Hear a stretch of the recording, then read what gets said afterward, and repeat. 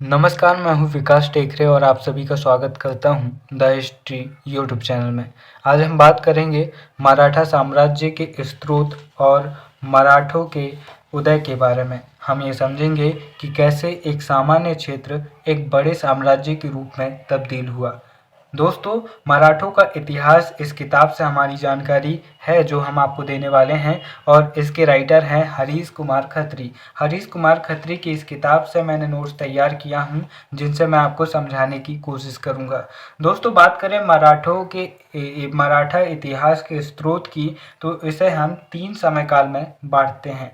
पहला जो समयकाल है वो है महाराज छत्रपति शिवाजी का, 1627 से लेकर 1700 ईस्वी तक। 1627 में शिवाजी का जन्म हुआ। हालांकि कुछ इतिहासकार उनका जन्म 1630 में मानते हैं और 1680 में उनका देहांत हुआ। दोस्तों, 1627 से लेकर 1700 तक का जो समय है वह पहला चरण कहलाता है। वहीं 1700 से लेकर 1712 तक का समय मध्यवर्ती काल या फिर दूसरा फेज कहलाता है मराठा साम्राज्य का। इस समय पर राजा राम, शाहजी और ताराबाई, इन सभी के आपस में राज सिंहासन को लेकर युद्ध चलते रहते हैं और कूटनीतियाँ चलती रहती है। यह वह दौर है। फिर तीसरा जो काल है वह है 1712 से लेकर 1761 तक, और इस समय पर सबसे ज़्यादा मजबूत होते हैं पेशवा, और 1761 तराइन के तृतीय युद्ध तक पेशवा शक्तिशाली होते हैं। हालांकि 1818 तक पेशवा चलते हैं, लेकिन 1761 तक इनका एक महत्वपूर्ण प्रभाव रहता है। इसीलिए इस तीसरे चरण को 1761 तक माना जाता है, जो कि पेशवाओं का काल रहा है। दोस्तों, हम यहाँ पर इन स्रोतों को कुछ भागों में बांटते हैं। जैसे कि प्राथमिक स्रोतों की बात करें तो हम कुछ ग्रंथों की बात करेंगे जिनसे हमें बहुत ज़्यादा जानकारी मिलती है शिवाजी और उनके साम्राज्य के बारे में, और इन्हें आपको याद रखना है क्योंकि ये न केवल आपको इस तरह से बड़े प्रश्न में मदद करेंगे बल्कि ऑब्जेक्टिव में भी पूछे जाते हैं। जैसे एक महत्वपूर्ण ग्रंथ की बात करें यहाँ पर शिवाजी दिग्विजय। शिवाजी दिग्विजय एक महत्वपूर्ण ग्रंथ है जिससे हमें छत्रपति के बारे में जानकारी मिलती है, शिवाजी के बारे में जानकारी मिलती है, और माना जाता है कि इसका लेखक शिवाजी के सचिव बालाजी आवजी का पुत्र खंडोबल्लाल था। लेकिन भाषा तथा शैली से ज्ञात है कि यह एक आधुनिक रचना है, और इससे हमें मराठा साम्राज्य के बारे में महत्वपूर्ण जानकारी मिलती है। इस किताब को याद रखिएगा क्योंकि ये अक्सर ऑब्जेक्टिव में पूछी जाती है। इसके बाद में हम मराठी वीर काव्य की ओर बढ़ें तो यह कलात्मक इतिहास शिवाजी के परवर्ती काल का है। इस प्रकार के अधिकांश काव्यों की रचना संभाजी के शासनकाल में हुई। इनमें सबसे प्राचीन अफजल खां काव्य है, और इन वीर काव्यों का प्रकाशन आकवर्थ और केलकर के ग्रंथों में हो चुका है। ऐतिहासिक दृष्टि से यह साहित्य अधिक महत्वपूर्ण नहीं है क्योंकि इनमें अतिशयोक्ति और अलंकारों की भरमार है और ऐतिहासिक तथ्यों की तोड़ मोड़ है। तो यहाँ पर यह प्रश्न भी ऑब्जेक्टिव में आपसे पूछा जा सकता है कि बताइए अफजल खां किस प्रकार का ग्रंथ है। तो यह वीर काव्य का एक ग्रंथ है, यानी कि वीरता प्रधान ग्रंथ है। यहाँ पर आपको जो शिवाजी ने अफजल खां का वध किया था 1659 में, उसके बारे में जानकारी आपको यहाँ से मिलेगी। फिर इसके बाद में आप देख सकते हैं कुछ हिंदी के काव्य भी। मैं आपको वही बता रहा हूँ जिन ग्रंथों के नाम आपको याद रखने हैं। सिर्फ इन्हें नोट डाउन कर लीजिए किसी कॉपी में, कॉपी पेन में, और इन्हें आप अच्छे से याद रख लीजिएगा। जब स्रोत पूछेंगे तो इन ग्रंथों के बारे में लिख देना, बाकी कोई समस्या नहीं है। फिर यहाँ पर आता है भूषण ग्रंथावली तथा लाल कवि का छत्र प्रकाश। इनसे भी महत्वपूर्ण जानकारी हमें मिलती है। फिर यहाँ पर फ्रांसीसी स्रोत की बात करें तो फ्रेंच भाषा में सर्वाधिक महत्वपूर्ण ग्रंथ फ्रांसीसी का ममयास है। और यहाँ पर जो कर्नाटक अभियान शिवाजी का रहा, जो उनका अंतिम अभियान था उनके जीवन का, इसके बारे में महत्वपूर्ण जानकारी हमें यहाँ से मिलती है। फिर द्वितीयक स्रोत की जब हम बात करते हैं तो द्वितीयक स्रोत में आधुनिक काल में 1826 की ग्रांट डफ का मराठों का इतिहास, मराठा इतिहास की प्रथम रचना है।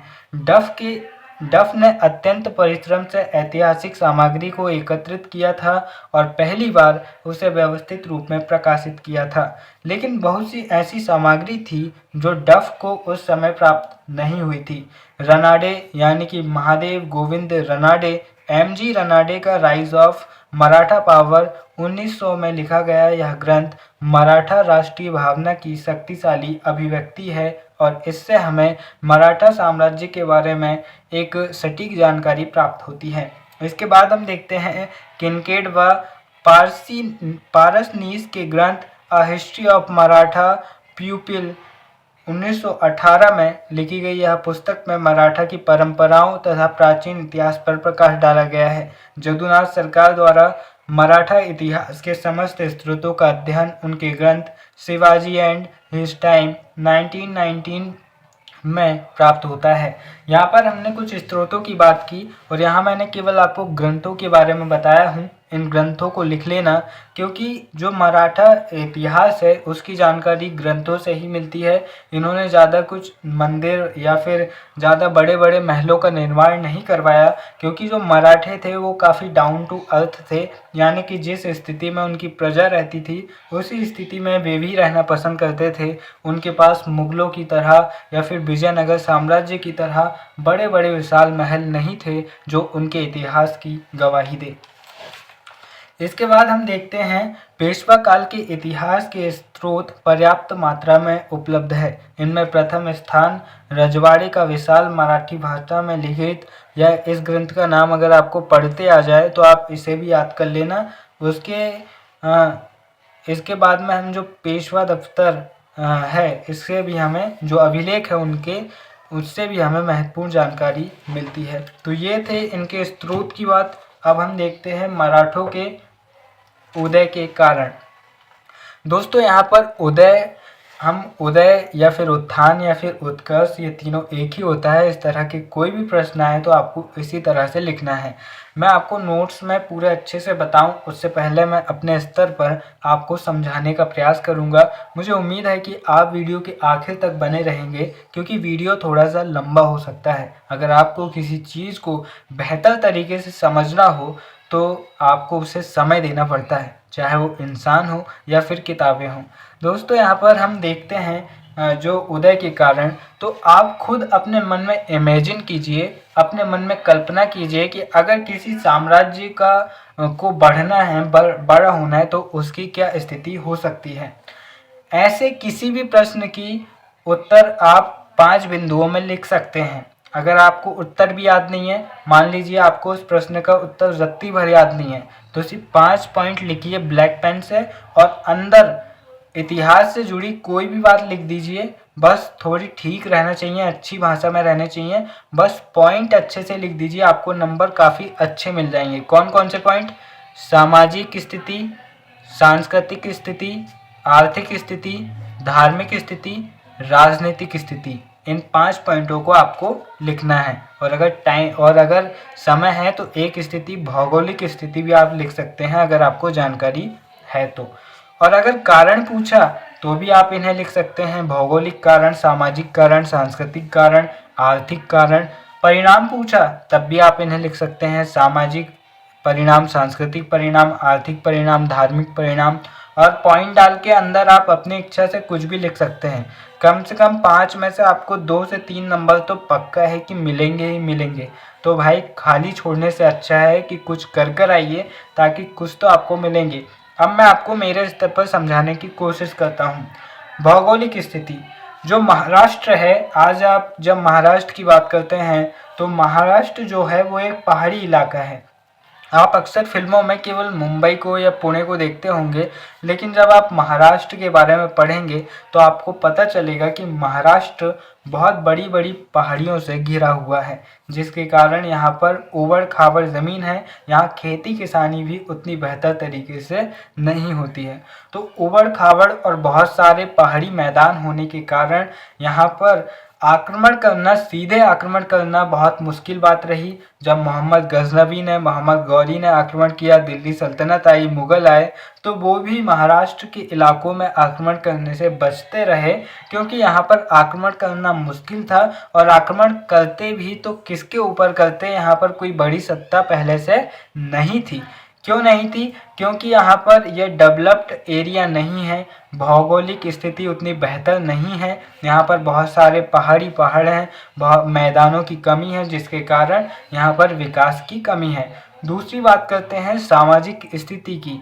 सामाजिक स्थिति में सबसे बड़ी बात ये थी कि जिस समय दूसरे राज्यों में या फिर दूसरे प्रदेशों में महिलाओं को सती कर दिया जाता था, महिलाओं को घर से निकलने नहीं दिया जाता था, महिलाओं को घर में कोड़ दिया जाता था, उस समय महाराष्ट्र की महिलाएं आगे बढ़कर पुरुषों के साथ हाथ बटा रही थी और खेती किसानी कर रही थी, जिसके कारण इनकी सामाजिक स्थिति भारत के अन्य क्षेत्रों से काफ़ी बेहतर थी। फिर इसके बाद में हम सांस्कृतिक स्थिति को देखते हैं। सांस्कृतिक स्थिति में सबसे बड़ी बात यह है कि यहाँ पर के जो कुछ समाज सुधारक थे वो जाग चुके थे और यहाँ पर सांस्कृतिक विकास भी अपने चरम पर था। फिर आर्थिक स्थिति की बात करते हैं तो दूसरे राज्यों में आप जब देखेंगे तो ये पाएंगे कि इस टाइम पीरियड में जमींदारी प्रथा बहुत अपने ऊंचे दर्जे पर पहुंच गई थी और इस समय पर मुगल साम्राज्य भी थोड़ा थोड़ा कमज़ोर हो रहा था या फिर जो मजबूत भी था। तो दूसरे प्रदेशों में कुछ अमीर और गरीब वर्ग के बीच में बहुत बड़ा अंतर था, लेकिन महाराष्ट्र के क्षेत्र में कोई बड़ा अंतर नहीं था। लगभग सभी लोग दक्षिण के राज्यों में बीजापुर हो, गोलकुंडा हो, बीदर हो, बरार हो, इन राज्यों में सैनिक का काम करते थे और बाकी समय में जब बरसात में सेना अपने काम पर नहीं होती थी तो वो आकर खेती करते थे। यानी कि लगभग ज़्यादातर आबादी सैनिक भी थी और किसान भी थी। इसके कारण इनकी आर्थिक स्थिति भी मिलती जुलती थी, यहाँ पर आर्थिक असमानता नहीं थी। फिर इसके बाद में पांचवा बिंदु देखते हैं धार्मिक स्थिति और धार्मिक आंदोलन। दोस्तों, उत्तर भारत में हम देखते हैं कि 14वीं 15वीं शताब्दी में कबीरदास या फिर जो तुलसीदास है और अलग अलग प्रकार के सूरदास, मीराबाई जैसे लोगों ने धार्मिक आंदोलन, भक्ति आंदोलन की शुरुआत कर दी थी, लेकिन वो केवल ईश्वर तक सीमित था और जो कबीरदास थे वही सामाजिक कुरीतियों के बारे में बात कर रहे थे। लेकिन यहाँ पर स्थिति काफ़ी अलग थी। यहाँ पर न केवल ईश्वर की बात की जा रही थी बल्कि यहाँ पर सामाजिक कुरीतियों का भी विनाश किया जा रहा था। यहाँ पर के जो धार्मिक सुधारक गुरु थे वे न केवल ईश्वर की बात करते थे बल्कि वे राष्ट्रवाद की लहर भी इनके बीच में दौड़ा रहे थे। फिर यहाँ पर हम देखते हैं मुगलों की नीतियाँ। भारत में बहुत सारे राजाओं ने आक्रमण किया। हमारे देश में जो कनिष्क, जो कुषाण थे, उन्होंने आक्रमण किया और अलग अलग प्रकार के जो शासकों ने आक्रमण किया, लेकिन उन्होंने कभी भी भारत की जो धार्मिक संस्कृति है, जो धर्म है, उसके साथ खिलवाड़ करने की कोशिश नहीं की। उन्होंने बाकायदा उसका सम्मान किया और अपने धर्म को ज़बरदस्ती लादने की कोशिश नहीं की। लेकिन जब मुस्लिम शासकों ने भारत पर आक्रमण किया और जब उन्होंने सत्ता स्थापित की तो उन्होंने ये पाया कि यहाँ पर की जो धार्मिक स्थिति है वो उनसे काफ़ी अलग है, क्योंकि मुस्लिम एक ईश्वर को मानते थे और हिंदू अलग अलग ईश्वरों को मानते थे। मुस्लिमों में उनके ईश्वर की कोई प्रतिमा नहीं थी, ईश्वर के प्रतिनिधि पैगंबर थे, जबकि हिंदू धर्म में ईश्वर की कई सारी प्रतिमाएं हमें देखने को मिल जाएगी। उनके यहाँ कर्मकांड कम थे, हमारे यहाँ कर्मकांड ज़्यादा थे। और सबसे बड़ी बात, उनके पास में ताकत थी और उस ताकत के दम पर उन्होंने बड़ी संख्या में धर्मांतरण करवाने की कोशिश की, बड़ी संख्या में हिंदुओं के ऊपर अत्याचार करने की कोशिश की, जिसके कारण स्थिति ऐसी हो चुकी थी कि जो मुगलों की नीतियाँ थी वो बहुत अत्याचारपूर्ण हो चुकी थी, जिसका प्रतिशोध लेने के लिए मराठी क्षेत्र के जो सैनिक थे वो एकत्रित हो गए और उनके नेता बने छत्रपति शिवाजी। साथ ही जो साहित्य और भाषा थी वो भी इसी प्रकार से प्रभावित थी। सबसे बड़ी बात, इनकी जो भाषा थी वो एक भाषा थी, मराठी भाषा, इसलिए इन्हें कम्युनिकेशन में कोई समस्या नहीं थी और इनके साहित्य भी राष्ट्रवाद की लहर से भरे हुए थे। साथ ही शिवाजी का उत्कर्ष, हम कह सकते हैं कि इन सभी जो ऊपर के कारणों को हमने समझा है, इनको समझने के बाद ऐसा लगता है कि बस इस क्रांति को एक नेता की ज़रूरत थी। अगर शिवाजी नहीं होते तो कोई और नेता होता, कोई और नहीं होता तो कोई और होता, लेकिन क्रांति होती और मराठा साम्राज्य बनता। क्योंकि यहाँ पर सभी के मन में ज्वाला भड़क चुकी थी और सभी चाहते थे कि बदलाव हो। जब केवल नेता चाहता है कि बदलाव हो तो बदलाव नहीं होता, लेकिन जब जनता चाहती है कि बदलाव हो तो एक नहीं 10 नेता खड़े हो जाते हैं और बदलाव हो जाता है। लेकिन यहाँ पर शिवाजी का चरित्र भी मायने रखता है, उनकी कूटनीति, उनकी बुद्धिमत्ता भी मायने रखती है, क्योंकि उन्होंने क्रांति को सही दिशा में वो लेकर गए और उन्होंने मराठे को मराठा साम्राज्य में बदल दिया। दोस्तों, यहाँ पर शिवाजी की बात करें तो शिवाजी के पिता जो शहाजी भोसले थे, वो गोलकुंडा और बीजापुर में प्रमुख प्रशासनिक पदों में रह चुके थे। यानी कि शिवाजी कोई साधारण व्यक्ति या साधारण बालक नहीं थे, जैसे कि चंद्रगुप्त मौर्य थे, जो कि एक साधारण बालक थे और फिर मौर्य शासक मौर्य वंश की स्थापना करते हैं। शिवाजी पहले से ही एक बड़े दीवान के, एक बड़े प्रमुख व्यक्ति के पुत्र थे, जिसके कारण उन्हें व्यवस्थाओं को समझने में और व्यवस्था बनाने में ज़्यादा समस्या नहीं हुई। साथ ही हम बात करें सैनिक अनुभव, तो मैं पहले ही बता चुका हूँ आर्थिक स्थिति में यहाँ पर जो व्यक्ति होते थे महाराष्ट्र के लोग, वो सैनिक भी थे और किसान भी थे, जिसके कारण उनके पास सैनिक अनुभव था, उन्हें युद्ध लड़ने का कौशल था और महाराष्ट्र में रहने के कारण उनकी एक प्रमुख जो युद्ध प्रणाली शिवाजी ने जन्मी, जो शिवाजी ने अपनाई, वो थी छापामार युद्ध प्रणाली, जिसने मराठों को बहुत आगे बढ़ने में मजबूती प्रदान की। तो छापामार युद्ध प्रणाली को भी आप एक पॉइंट के रूप में लिख सकते हैं। साथ ही यहाँ पर राजनीतिक स्थिति, छापामार युद्ध प्रणाली, मराठा सरदारों की स्थिति, दक्षिण राज्यों की दुर्बलता, संस्थाओं का योगदान जैसे बहुत सारे कारण आपको देखने को मिल जाएंगे, जिनके कारण मराठों का उदय हुआ। लेकिन दोस्तों, ये एक इतिहासकार के ऊपर निर्भर करता है कि वो किस बिंदु को पकड़ ले और ये कह दे कि इसी के कारण मराठों का उदय हुआ। जैसे कि ज़्यादातर लोग मानते हैं कि भौगोलिक स्थिति ने मराठों को मराठा साम्राज्य बनने में महत्वपूर्ण भूमिका निभाई। तो दोस्तों, ये मैंने समझाने की कोशिश की थी। अब जो मैंने किताब से लिखा है वो मैं आपको पढ़कर सुनाता हूँ और ध्यान से सुनिएगा, और चाहे तो आप स्क्रीनशॉट ले सकते हैं और अपने नोट्स तैयार कर सकते हैं। वैसे मेरी राइटिंग उतनी बेहतर नहीं है, लेकिन मैं आपको पढ़कर सुना दूंगा। आप चाहें तो स्पीड कम करके और इन्हें लिख भी सकते हैं। यहाँ पर पहला कारण आता है भौगोलिक कारण।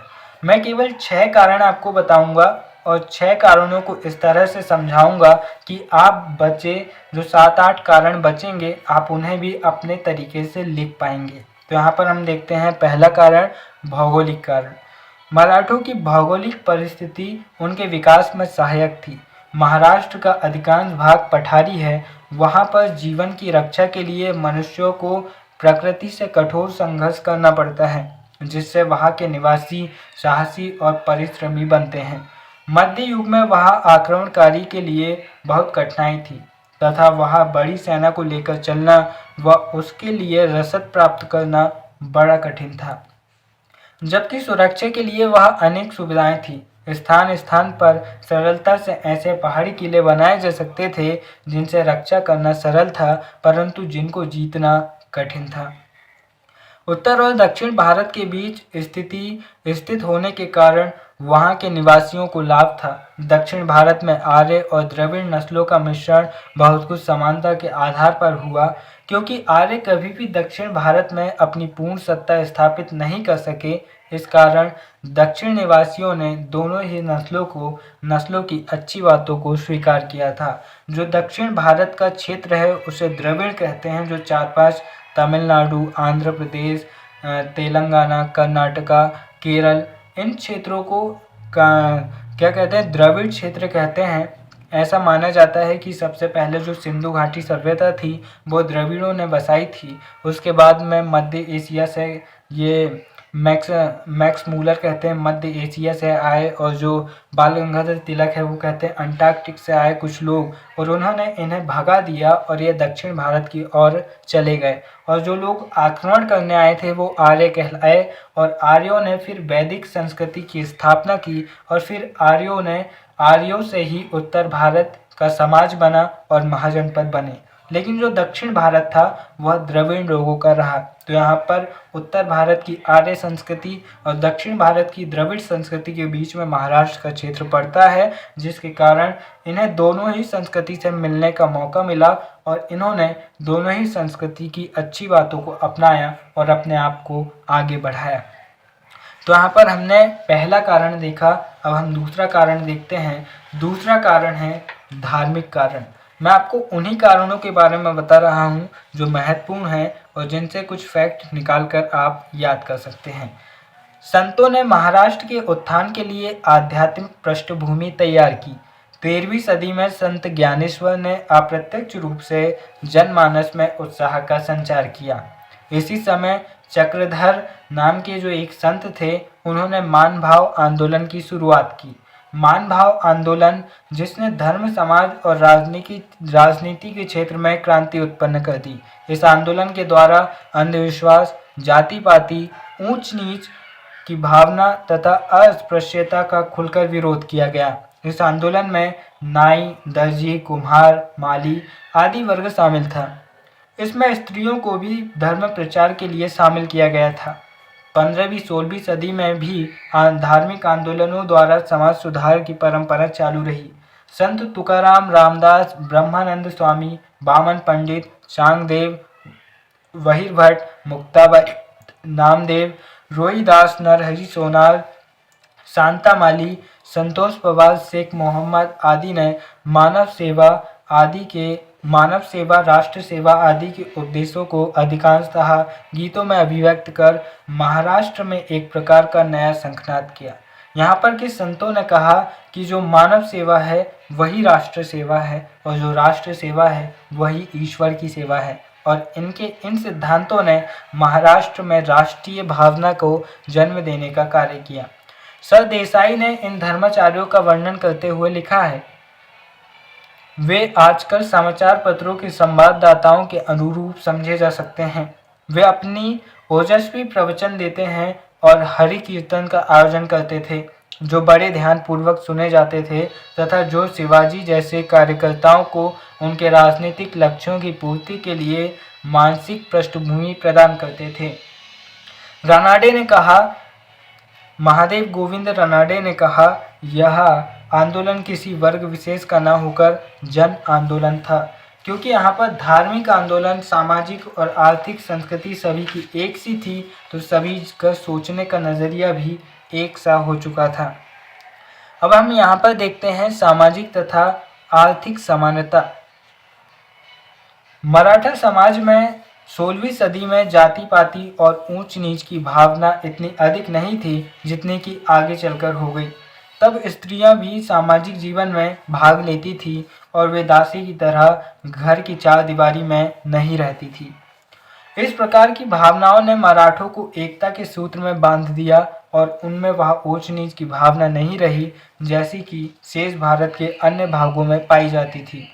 16वीं सदी के सीधे साधे मराठों में कुछ नहीं था। वह धनी या मान या पद दरिद्री से बहुत ऊंचा नहीं होता था, यानी कि सभी की स्थिति एक जैसी थी।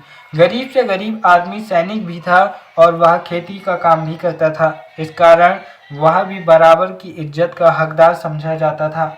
वे आगरे और दिल्ली के अकर्मण्य भिखमंगों या पराए मत्थे खाने वाले खुशामदी टट्टुओं सा दैनिक जीवन व्यतीत करने से बचे रहते थे, क्योंकि इस देश में ऐसे आदमियों को खिलाने पिलाने वाला कोई नहीं था। क्योंकि यहाँ पर कोई ज़मींदार नहीं था, यहाँ पर कोई राजा नहीं था। ये एक क्षेत्र था जहाँ पर सिर्फ और सिर्फ गरीब और निर्धन वर्ग के लोग रहते थे।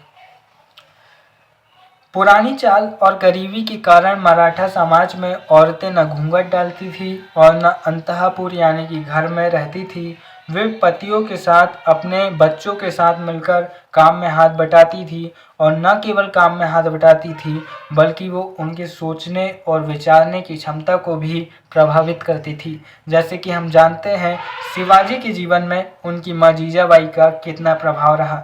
अगर आप ही सोचिए, अगर शाहजी भोसले जीजाबाई को घर में कोड़ के ही रखते और उन्हें कहते कि तुम ज़्यादा ज्ञान मत दो, तो सोचिए शिवाजी क्या इतने महान व्यक्ति बन पाते अगर उनकी माँ का प्रभाव उन पर न होता तो।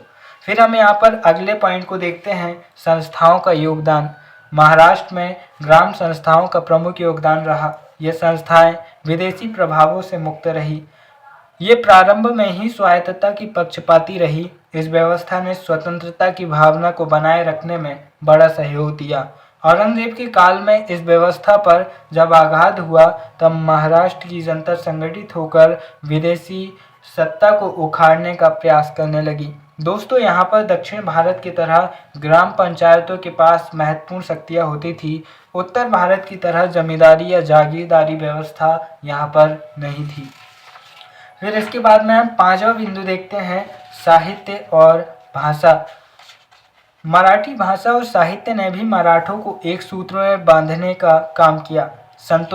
संतों के भक्ति गीत तथा नीति वचन मराठी भाषा भाषियों के प्रत्येक घर में लोकप्रिय हुए। श्रीधर की पोथी का पाठ घर घर में होने लगा। गोंधानी गायक ने समूचे महाराष्ट्र के गांव-गांव में भ्रमण कर जनता को वीर गाथाएं सुना सुनाकर मंत्रमुग्ध कर दिया। इस सब की वजह से लोग एक दूसरे के निकट आए और रमेश चंद्र मजुमदार ने इसी बात पर लिखा है कि साहित्य एवं भाषा से महाराष्ट्र के लालों को एकता का एक अनन्य बंधन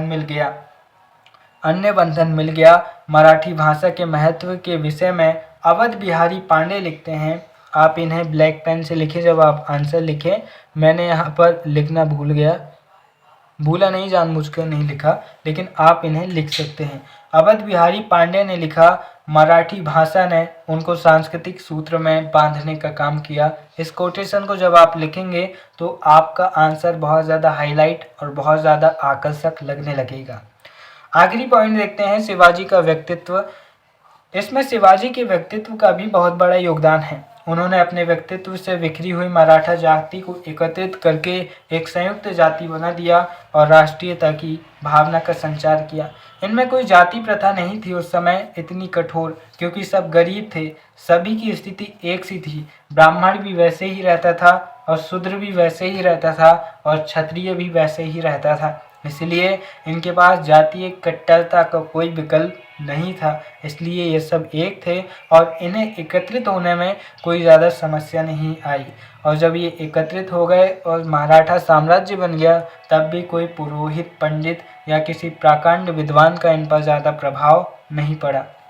जदुनाथ सरकार ने लिखा है, वे भारत का अंतिम हिंदू राष्ट्र निर्माता था। उन्होंने छत्रपति शिवाजी के विषय में लिखा, वह भारत का अंतिम हिंदू राष्ट्र निर्माता था जिसने हिंदुओं के मस्तक को एक बार फिर ऊंचा उठाया।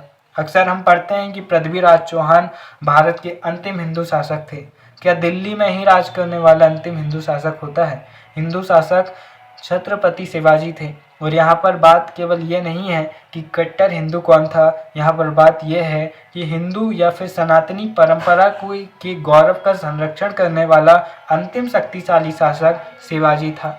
शिवाजी ने खुद कुछ मस्जिदों का निर्माण करवाया, उनका पुनरुद्धार करवाया। उन्होंने खुद मुस्लिम महिलाओं के सतीत्व की, यानी कि उनकी जो उनकी इज्जत की रक्षा की थी। और कई बार आक्रमण उन्होंने अपनी सेनाओं को सीधे आदेश दिया था कि जब आप मुस्लिम राजाओं पर आक्रमण करें तो उनकी महिलाओं को, उनकी पत्नियों को किसी भी प्रकार का नुकसान पहुंचाने की कोशिश न करें। उनका मानना था, शिवाजी कहते थे कि औरंगजेब जितना ज़्यादा हिंदू धर्म को नुकसान पहुंचाएगा, मैं उसे ही उतना ज़्यादा मजबूत बनाऊंगा। यहाँ पर उनका इंटेंशन मुस्लिम धर्म को नुकसान पहुंचाना या फिर मुस्लिमों को हिंदुओं में धर्मांतरण करना नहीं था। उनका था कि हमारा धर्म सुरक्षित रहे, तुम्हारा धर्म भी सुरक्षित रहे, लेकिन तुम जो हमारे धर्म को नुकसान पहुंचाते हो ये गलत है। इस बात को रोकने के लिए शिवाजी ने अपने साम्राज्य का निर्माण किया था। मराठों की उपयुक्त जातीय विशेषताओं ने भी उनके उत्कर्ष में महान योगदान दिया। और यदि इनका स्वभाव, शिवाजी का स्वभाव ऐसा नहीं होता तो इतनी ज़बरदस्त शक्ति के रूप में मराठा कभी उभर कर नहीं आते और इतिहास में एक राजा गुमनाम हो जाता जिसने इतिहास में अपनी एक ऐसी अमिट छाप छोड़ी जिन्हें भुलाना नामुमकिन है। दोस्तों, ये था मराठा साम्राज्य के उदय के कारण मराठा के इतिहास के स्रोत के नोट्स मैंने बनाए नहीं, क्योंकि यहाँ पर आपको जानना कुछ नहीं था। ज़्यादा से ज़्यादा 2 नंबर में प्रश्न आता है और 5 नंबर में भी आ गया तो आपको लिखना वही है, सामाजिक, आर्थिक, राजनीतिक कारण चिपकाकर, और उन किताबों को अच्छे से याद रख लीजिएगा। तो यहाँ पर मेरी जिम्मेदारी समाप्त होती है। बस आपको अच्छे तरह से इनको पढ़ना है और बेहतर तरीके से अपना आंसर लिख कर आना है। दोस्तों, वीडियो के अंत में बस इतना ही कहना चाहूँगा। उपन्यास सम्राट मुंशी प्रेमचंद कहते हैं, किसी धनवान व्यक्ति का सम्मान उसका सम्मान नहीं होता, यह सम्मान उसकी संपत्ति का सम्मान होता है। यानी कि आप आज ये सोचें कि मैं बहुत सारे पैसे कमा लूँ, बहुत सारा पद ले लूँ, तो भी ये बात याद रखिएगा, वो सम्मान जो होगा वो आपके पैसे का होगा, आपके पद का होगा। उनके छीनते ही आप कुछ नहीं रहेंगे। इसीलिए वैल्यू अपने पैसों की नहीं, अपने कैरेक्टर की बनाइए। फिर मिलेंगे। नमस्कार, जय हिंद।